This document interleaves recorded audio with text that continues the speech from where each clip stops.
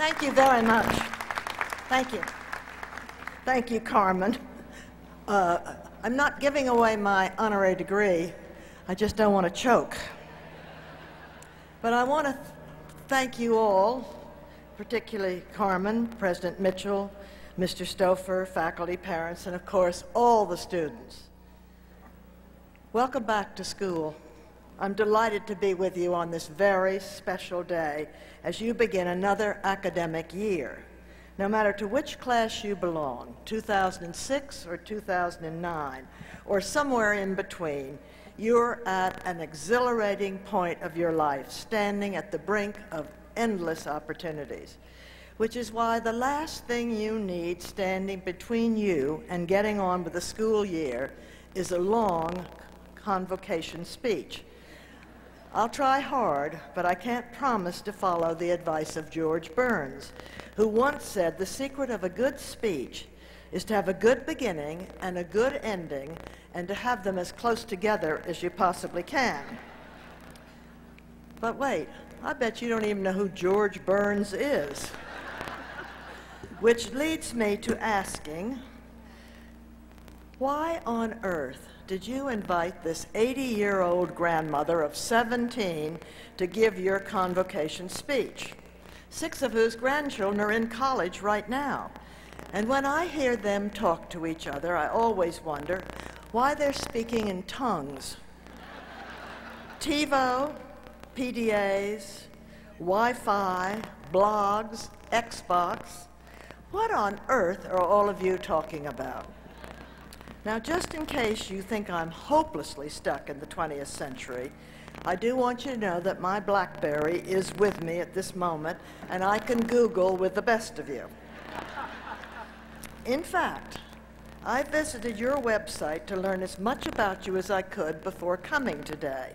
And for all of you who are freshmen, let me save you some time. In case you have not had time to study all the Albion isms, here, in my opinion, are the most important ones.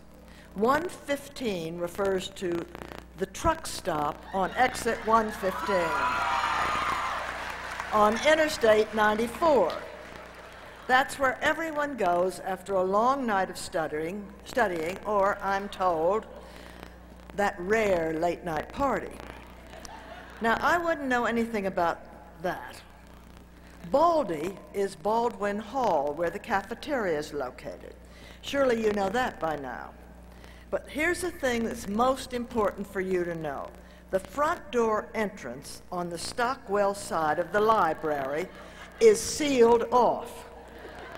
To get into the library, you must use the entrance on the mud side. Now, sorry, I just destroyed your "but the door was locked" excuse. Especially considering all that you have ahead of you, it was really very kind of you to begin your year by honoring me with this Doctor of Humane Letters. I feel a little bit like the Scarecrow in The Wizard of Oz, who suddenly discovered he had a brain all along. He just didn't have a piece of paper to prove it. I have to confess that I wish my dad were here. My dad, who was a little disappointed in 1944 when I dropped out of Smith College to get married during World War II. You see, I was madly in love with a young Navy fighter pilot named George Bush, and I really couldn't think of anything else. Which brings me to the first piece of advice headed your way today. Don't do as I did. Do as I say. Stay in school. But I have no regrets for the decision I made 61 years ago. But that was a different time and a different era. The most important job you have right now is to get a good education, and lucky for you, you're at the perfect place to accomplish that goal. Study hard, work hard, and play hard too. These are the years that will pay off for the rest of your life. Now, however, before I really get totally insufferable in the advice department, I do want to take a few minutes to fill you in on what our family's been up to lately. George and I are spending the summer at Kennebunkport, which I love, except for one small problem. My husband thinks that we run a bed and breakfast. And we have, at any given time, 20 people staying with us. Thanks for inviting me tonight. I needed the rest. Now, I admit to not being exactly sure of the number, since our children and grandchildren invite friends over, and sometimes the friends bring friends. A few years ago, when about 16 of us were sitting down to dinner, George looked down the table, sent me a note, and said, "Who is that sitting in the third place on the left?" Well, I had no idea, so I whispered to the grandchildren near me, "Who is that?" And they really didn't know. They shrugged their shoulders, and later it turned out that she was a friend of a friend. All of our children have come to visit, with the exception of one, our oldest son, but he's coming in a few weeks. 15 of the 17 grandchildren have come, and in between there have been lots of friends, everyone from the Oak Ridge boys to Bill Clinton. Yes, Bill Clinton. There have been a lot of jokes about the odd couple. Some people have speculated that maybe one reason they have bonded is that my George is the father that Bill Clinton never had. Our children, including the president, have been teasing about their new brother, Bill. The president even announced at a press dinner in Washington, one of those dinners where you're supposed to be very funny, that right after President Clinton's second heart surgery, when he was coming out of his 4-hour operation, he awakened surrounded by his loved ones, Hillary, Chelsea, and my dad. To which President Clinton responds, "These Bushes will do anything to get another president in the family." The truth is that George and Bill Clinton came together for a good cause to help bring relief to all the tsunami countries. And in the process, they've done another very good deed for our country.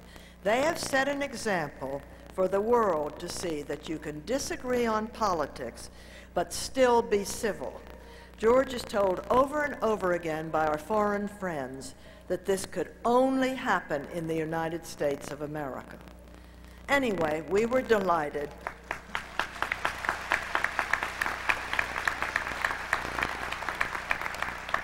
We were delighted to have him stay with us, just as we are thrilled to open our doors to friends and family. However, of course, George never worries and has no angst about the fact that we have a ton of sheets and towels to take care of in 1 week. Now, at age 81 and 80, George and I are at the helm of all this mayhem. We really are two modern medical miracles, since between the two of us, we have so many new parts that we feel a little bit like Phyllis Diller, who says when she gets to heaven, she's afraid God won't recognize her. We have survived 6 children, 17 grandchildren, 6 wars, a book by Kitty Kelly, 2 presidents, 2 governors, big election day wins and big election day losses. Yet despite all of this and despite all of our various aches and pains, we really are looking ahead to some very exciting events. In 2008, the aircraft carrier, the George Herbert Walker Bush, will be launched. And in 2009, George will be 85, and he's already announced he's going to jump out of a perfectly good airplane again. Now, we have truly been blessed. Songwriter Jimmy Buffett once said that wrinkles only go where smiles have been. So one look at my face, and you know I am the happiest woman in the world. Oh, that does not mean we don't have challenges. George is a little bit sensitive about this, so please don't tell him I told you. But he is getting hard of hearing. We have the most interesting conversations in which I say one thing and he responds to another. It makes me think of the man who said to his friend, bragged to him actually, that he had the most wonderful new hearing aid, most expensive one he ever bought, cost $3,500. "What kind is it?" his friend asked. "4:30, he shouted. You laugh, but this kind of thing goes on in our house all the time. We also have become a tad forgetful, which can be very frustrating. We are like Oliver Wendell Holmes, who once found himself on a train unable to find his ticket. As the conductor watched in amusement, the 88-year-old Supreme Court Justice searched all of his pockets with no success. Finally, the conductor said, "Mr. Holmes, don't worry. I'm sure the railroad will trust you to mail it back later." The justice looked at the conductor with considerable irritation and said, "My good man, that is not the problem at all. The problem is not where is my ticket, but where am I going?" That's not funny either. As for the president, and I'm sure you all know that the president went toe-to-toe with Lance Armstrong riding bikes at the Crawford Ranch this weekend. You know, even when you're president of the United States, I guess you want to think you could win the Tour de France. Now there is an Armstrong Hill at the ranch. He and the president are the only two people who have ever made it to the top. But George W. also told me that Lance, in 100-degree weather, never broke into a sweat. President could not say the same. Needless to say, George and I are enormously proud of our son as we watch him navigate these very difficult times that face our country. I was very grateful this weekend to hear two people who we admire very, very much defend our president and our country.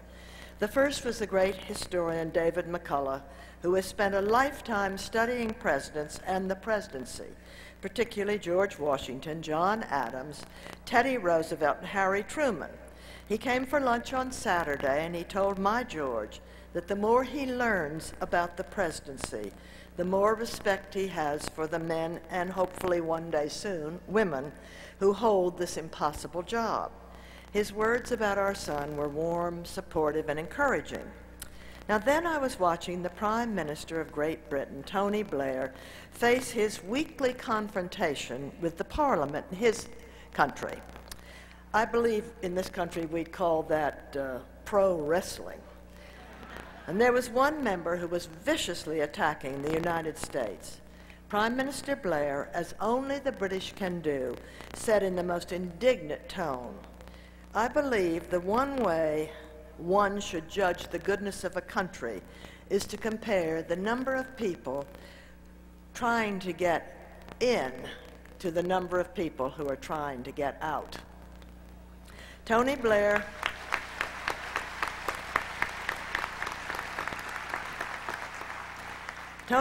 has been a hero of mine for a long time, and now more than ever. Probably won't surprise you to hear that one thing George and I are asked most about these days, especially by parents with young children, is how you raise a child to be president of the United States or governor of Florida.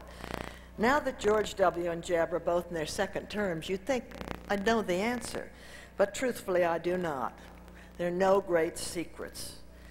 45 to 50 years ago, when my world was nothing but peanut butter and jelly sandwiches, Little League carpools, and brownie meetings, frankly, I was just hopeful they'd grow up. As for the president, he could have been the little boy who was sent to bed by his mother. 5 minutes later, he called out, "Mom, I'm thirsty. Can you bring me a drink of water?" "No," she said. "You've had your chance." Lights out. 5 minutes later, "Mom!" "What?" cried the mother.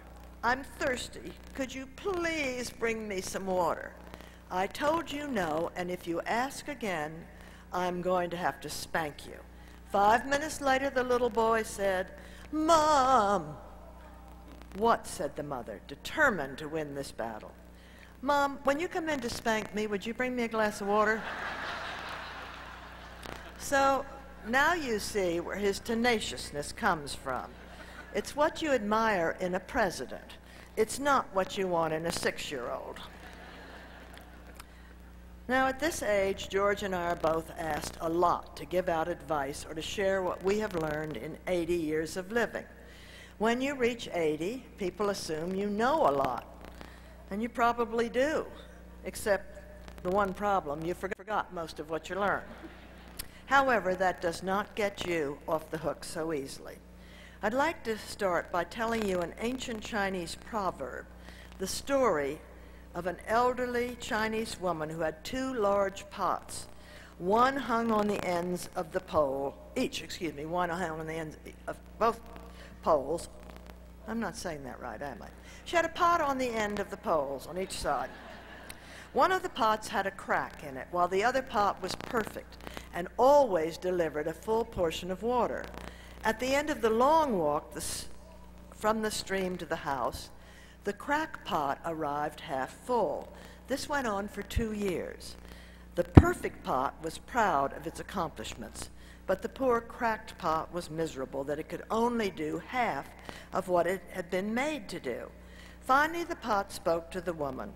"I am ashamed of myself because this crack in my side causes me to leak out all the way back to your house." Now the old woman smiled. "Did you notice that there are flowers on your side of the path, but not on the other pot's side? That's because I have always known about your flaw, so I planted flower seeds on your side, and every day while we walk back, you water them. For 2 years, I've been able to pick these beautiful flowers to decorate the table. Without you being just the way you are, there would not be this beauty to grace the house." So my first real advice to each of you is to remind you that none of us are the same. None of us are perfect, but it's our cracks and flaws that make our lives together so very interesting. I know that Albion College has a big emphasis on building character, which includes learning to respect and celebrate the differences in all of us. Please do not forget to take that lesson with you when you leave here. If we can all learn to respect each other more, I truly feel that many of the other problems we face would be solved. And I also ask each of you, no matter what career path you choose, to never forget to cherish your relationships with friends and family. As important as your obligations as a teacher, doctor, lawyer, or business leader will be, your connections with spouses, with children, with friends are the most important investments you will ever make. There's a big difference, you know, between having a career and having a life. Be sure not to confuse the two. At the end of your life, you will never regret not having passed one more test, not winning one more verdict, or not closing one more deal. You will regret time not spent with a spouse, a friend, a child, or a parent. These personal connections are not only important to you, but frankly to all of us as a society. The tradition of strong families are part of America's greatness and are as important to our society as tolerance. Often when you read the story behind a tragic headline, the murder of a young pregnant woman who was found dead near Philadelphia this past weekend, for example, or the brutal kidnapping of 2 children in Idaho earlier this summer, what you will read about is a broken home, a troubled childhood, a life without moral compass. We all know that life is not perfect, and neither will yours be. But you will have ups and downs. But if you have a strong base and sense of family and values, you'll be better able to work through the tough times and thrive during the good ones. How you approach life will make a huge difference. Someone once said there are 2 kinds of people in the world. There are those that wake up in the morning and say, "Good morning, Lord." And there are others who wake up and say, "Good Lord, it's morning." Make sure you're the former and not the latter. Which brings me to another point.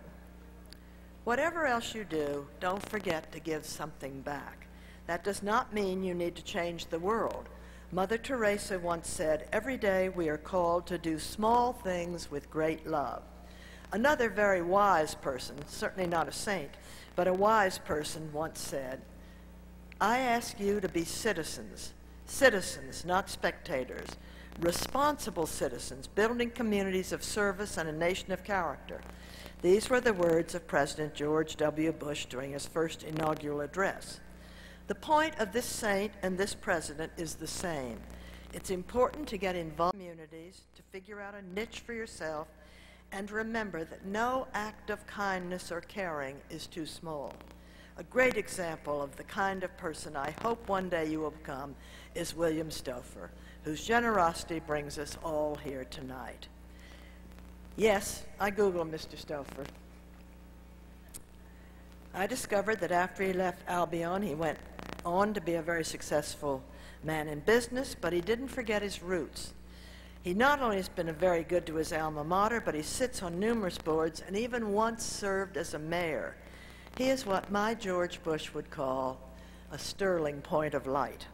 And I would also like to mention another Albion alumni, someone whom the Bush family dearly loved. Bob Teeter of the class of 1961 was a big part of our life and someone who definitely believed in working hard, having fun, and giving back. Sadly, he left us a few years ago, but I know he would be so excited that I was here with you all tonight. You have a wonderful tradition of community service here at Albion, including a mentoring program with the Albion Public Schools, a literacy project with the public library, and your very own chapter of Habitat for Humanity right here on the campus. The key really is to find one cause or project that you really feel strongly about. Then your cause likely will become a passion that will last a lifetime. I became involved in literacy in 1979 and am devoted to the cause. You know, when I first became interested in literacy 25 years ago, I never dreamed that I would still be encouraging parents to read to their children, students to mentor children, which is exactly what I'm doing now. Please remember that certainly one of the most important gifts that you can give your child or a child is to help them to learn to read and to learn to love learning. You know, I love the work that your Fritz Schumer Education Institute is doing to train teachers, one of the most rewarding and important careers anyone can choose. George and I are very proud that one of our grandchildren, the president's daughter, Jenna, is very excited about starting her second year teaching in the 4th grade next week. Your teachers are well known for their depth of knowledge and passion for learning. It will come as no surprise that I appreciate the importance you place on literacy. You certainly have your work cut out for you. I was so sad to read recently that 32% of 4th graders say they never read a book for pleasure. Thank heavens for Harry Potter, or that number would be higher. However, there was good news this summer when a new education report showed that 9-year-olds are reading more than 20 pages per day in school and for homework, nearly double the amount from 20 years ago. As a result, literacy skills in this group has jumped in the last 5 years. In fact, some of them are more literate than their older brothers and sisters in high school, which proves the point those of us involved with literacy, the literacy cause, have known for years. Read, read, read. It's good for all of us, students, young people, and even old people. I love what Mark Twain said. He said, "A man who does not read good books has no advantage over the man who can't read at all." In other words, being able to read is a skill that needs to be exercised. If Mark Twain were alive today, no doubt he would hate television, Game Boys, and even the internet. Now, for those of you who plan to go into teaching, I'd love to share a story about a teacher named Miss Thompson and a little boy named Teddy Stollard. Teddy certainly qualified as one of the least. Disinterested in school, musty, wrinkled clothes, hair never combed, a deadpan face with an expressionless, glassy, unfocused stare. Unattractive, unmotivated, and distant. He was just plain hard to like. Now, even though Miss Thompson said she loved all in her class the same, deep inside she really wasn't being honest. She really didn't like Teddy. She should have known better, since she had his records and she knew more about him than she cared to admit. 1st grade, Teddy shows promise, but poor home situation. 2nd grade, Teddy could do better. Mother, seriously ill, receives little help at home. grade, Teddy is a slow learner. His mother died last year. 4th grade, Teddy is very slow. His father shows no interest. Now Christmas came, and the boys and girls in Miss Thompson's class brought her Christmas presents. Among the presents was one from Teddy. When Miss Thompson opened it, out fell a gaudy rhinestone bracelet and a bottle of cheap perfume. The other boys and girls began to giggle and smirk. Miss Thompson had enough sense to put on the bracelet and dab on some of the perfume. "Isn't it lovely?" she said. Now, when school was over, Teddy lingered behind. He slowly came over to Miss Thompson's desk and said shyly, "You smell just like my mother, and her bracelet looks real nice on you, too." Now, the next day when the children came to school, they were welcomed by a new Miss Thompson. She had become a different person. She now loved all her children and helped all the children, but especially the slow ones, especially Teddy. In the years to come, she didn't hear from Teddy for a long time. Then one day she received a note that read, "Dear Miss Thompson, I wanted you to be the first to know I will be graduating 2nd in my class. Love, Teddy Stollard." Now 4 years later, another note came. "Dear Miss Thompson, they just told me I'd be graduating 1st in my class. The university has not been easy, but I liked it. Love, Teddy." And 4 years later, "Dear Miss Thompson, as of today, I am Theodore Stollard, M.D. How about that? I wanted you to be the first to know. Also, I'm getting married next month, the 27th to be exact. I want you to come and sit where my mother would sit if she were alive. Dad died last year, and you're the only family I have now. Love, Teddy." Now, I don't need to tell you the significance of this small story of how a simple gesture of kindness and a little attention made a huge difference in the life of one child. Miss Thompson planted a seed that sprouted and bloomed along the way in a very big way. By the way, this story isn't just for the future teachers in the audience, but for all of you who hope one day to make a difference in someone's life. The power is truly yours to do just that. I wish you all that is good. You're about to start on a very exciting journey, so study hard, have fun, love one another, make a difference, and make us proud. Thank you very much. Lo Triumphi.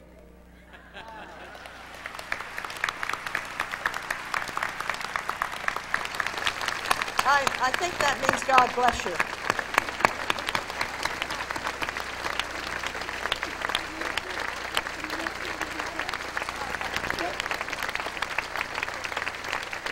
Dr. Barbara Bush, thank you for your warmth and your wisdom and your wit as well. We thank you for making this a special day for all of us. God bless you.